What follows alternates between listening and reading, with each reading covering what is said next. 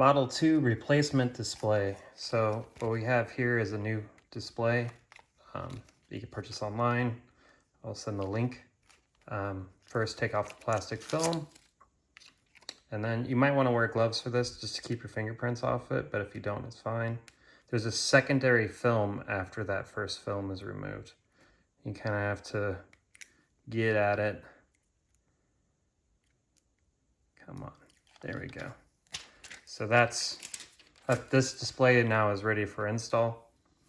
On the old display, you take out the 4 screws on the corners.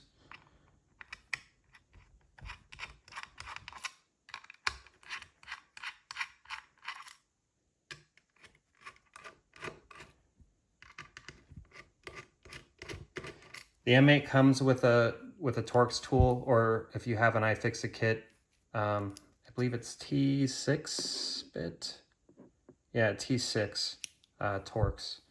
So once that comes off, put this aside, take the screws out, put the screws aside, don't lose them. You could pull off the battery. It all just comes off like that. Beware of the power switch. I'll show how to get that back on when we reassemble it. There are 2 tabs right here and here. You need to pop those open. You can try to do it with your fingers. It's a little bit fiddly to get in here, but if you have a toothpick or some plastic tool, you could probably just pry those open a little bit. Just be careful because this connector is fragile.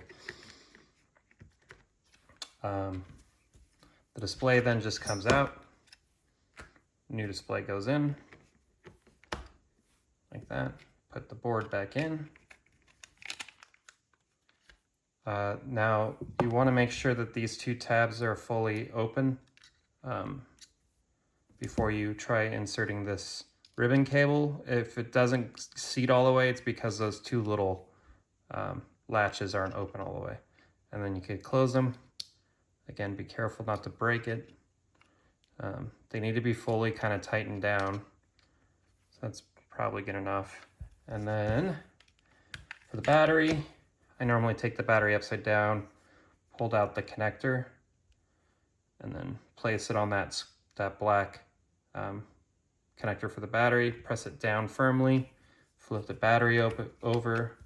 It'll all kind of push together nicely. Make sure that there's this battery shield that's underneath the battery. You got to make sure it's kind of aligned with the keys here. That's all. And then battery goes in. Just make sure the battery is properly seated. It's basically kind of center horizontally, and then just about this much away from the edge here. Yeah. If the unit doesn't fully close, it's because the battery's in the way. Put the power switch back on. It goes right here. Then take the bottom case at an angle. Line up the audio jacks, MIDI jacks, and it should just close together. If it doesn't close together, it's probably getting jammed on the power button. Normally, this is an awkward setup, but normally I'm holding the power button with my thumb when I push these 2 plates back together. Then you put in the 4 screws. I normally don't tighten them down all the way.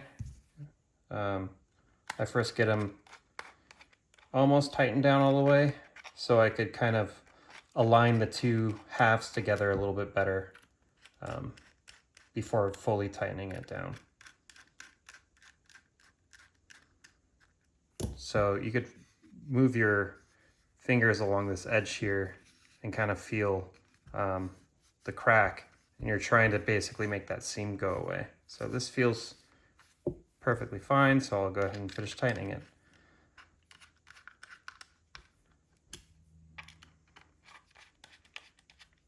That's pretty much it. Let's see if it works. Yay. Woo. That's it. It's screen replacement.